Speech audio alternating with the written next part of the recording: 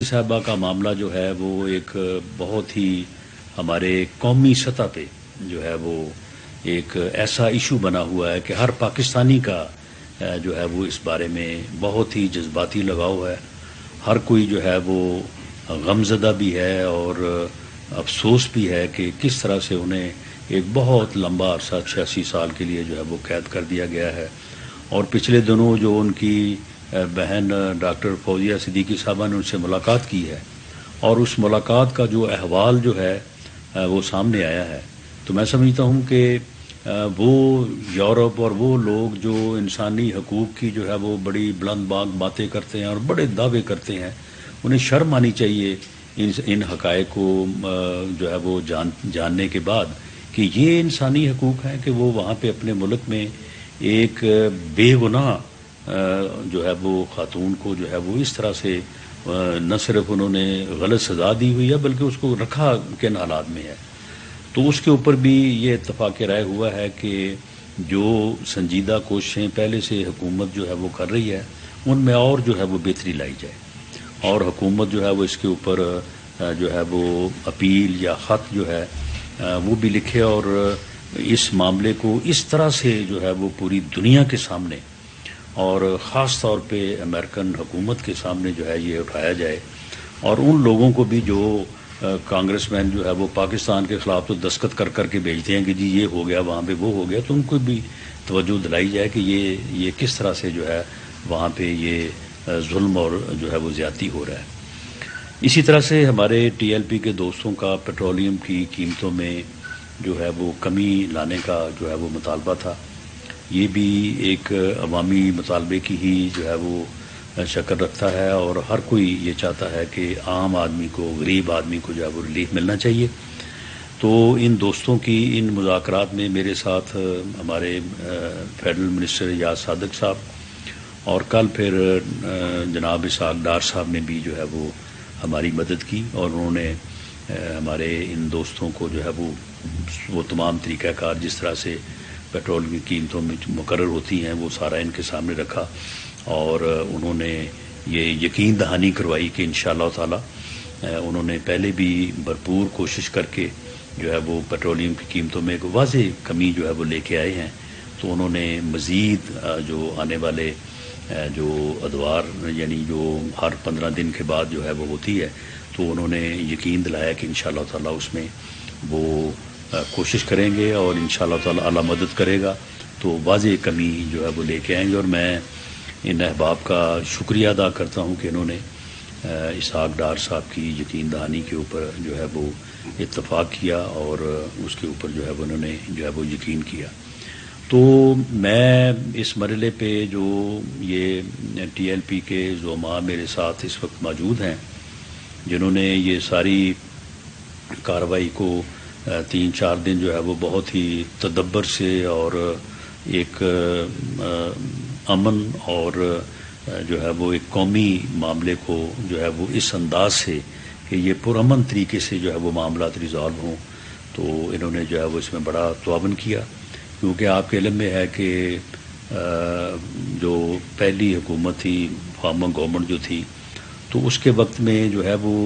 انہی مرحلوں کے اوپر جب آپس میں بیٹھ کے بات ہو رہی تھی تو معاملات کو جب بہتر انداز سے جو ہے وہ ہینڈل نہ کیا گیا تو اس کے بعد پھر بڑا نقصان ہوا. دونوں طرف سے جو ہے وہ جانی نقصان بھی ہوا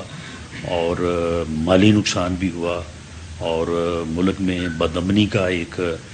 جو ہے وہ دور بھی جو ہے وہ آیا. تو میں سمجھتا ہوں کہ یہ ان دوستوں کا تدبر ہے، ان کی معاملہ فہمی ہے کہ انہوں نے ہماری اس بات کو سمجھا اور اس معاملے کو جو ہے وہ پرامن طریقے سے ریزالو کرنے کی اور اپنے اس احتجاج کو جو ہے وہ اس معاہدے کی شکل میں جو ہے وہ ختم کرنے کی جو ہے وہ حامی بھری. اور ہم نے بھی اور میرے ساتھ جو ہمارے دوسرے صاحبان تھے تو ہم نے بھی خلوص نیت سے جو ہے وہ کوشش کی کہ ہم ان کے جذبات کو سمجھیں، ان کے خلوص کو سمجھیں، کیونکہ بنیادی طور پہ ان کا جو زور ہے وہ کسی دنیاوی مسئلے پہ نہیں ہے، باقی چیزیں ضمناً ہیں. بنیادی طور پہ ان کا جو ہے وہ ناموس رسالت صلی اللہ علیہ وسلم کے یہ پہرے دار ہیں، یہ چوکیدار ہیں، اور اس کے اوپر جو ہے وہ انہوں نے جو ہے وہ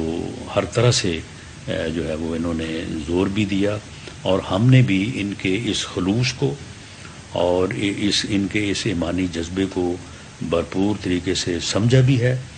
اور ہماری یہ بھرپور ہمارا ارادہ ہے کہ یہ ایک نیک کام ہے، اور رسول پاک صلی اللہ علیہ وسلم جو ہے وہ ان کی ناموس اور ان کا ناموس رسالت کا جو تحفظ ہے یہ ہمارے ایمان کا حصہ ہے، اور اللہ تعالیٰ سے دعا ہے کہ اللہ تعالیٰ ہمیں یہ توفیق دے، ہمیں یہ ہمت دے۔ ساری طاقت اور توفیق جو ہے وہ اللہ اور اللہ کے رسول کی وجہ سے ہے کہ ہم اس میں جو ہے وہ کامیاب ہوں۔ اور میں اس مرحلے پہ جو ٹی ایل پی کی مجلس شورا ہے جس نے ہمارے ساتھ جو ہمارے درمیان جو معاملات طے ہوئے تو اس کی انہوں نے منظوری دی، اور جو امیر ہیں ٹی ایل پی کے جناب سعد حسین رضوی صاحب، تو میں ان کا بھی ذاتی طور پہ ان کا جو ہے وہ شکریہ ادا کرتا ہوں کہ انہوں نے اس سارے معاملے کو جو ہے وہ پرامن طریقے سے اور فہم و تفہیم کے جذبے کو جو ہے وہ مد نظر رکھتے ہوئے، سامنے رکھتے ہوئے اس معاملے کو جو ہے وہ ریزالو کیا۔ بہت شکریہ جی امین صاحب۔ بسم اللہ الرحمن الرحیم، الصلاۃ والسلام علی سید الانبیاء والمرسلین وخاتم النبیین۔ الحمدللہ آج یہاں پر ہم ایک پرامن ماحول میں بیٹھے ہیں، اور جو مارچ 22 تاریخ کو کراچی سے مزار قائد سے نکلا، اور جس کو الحمدللہ بہت زیادہ عوامی پذیرائی ملی، یعنی ہر 10-15 کلومیٹر بعد اس کا عظیم الشان استقبال کیا گیا، اور وہ اپنے جو مخصوص راستے تھے اس سے ہوتا ہوا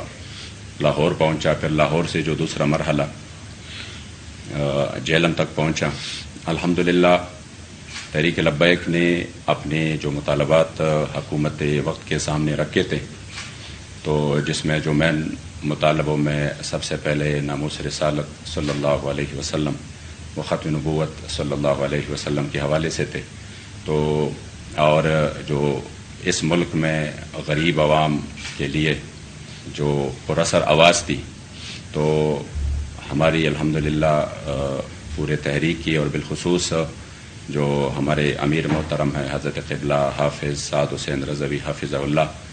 ان کا یہ دلی خواہش تھا، اور وہ مسلسل اس لگن میں اور اس محنت میں لگے تھے کہ کسی طریقے سے ہم اس اپنے غریب عوام کو ریلیف دیں، اور جو ملک میں حالیہ شدید گستاخیاں ہوئی ہیں اس کی روک تھام ہو۔ تو اس سلسلہ میں الحمدللہ ہم نے ایک پرامن طریقے سے مارچ کیا، جو کہ اتنے طویل راستے میں الحمدللہ کہیں ایک جگہ پر بھی ایسا واقعہ نہیں ہوا کہ جہاں پر کوئی ناخوشگوار واقعہ پیش آیا ہو،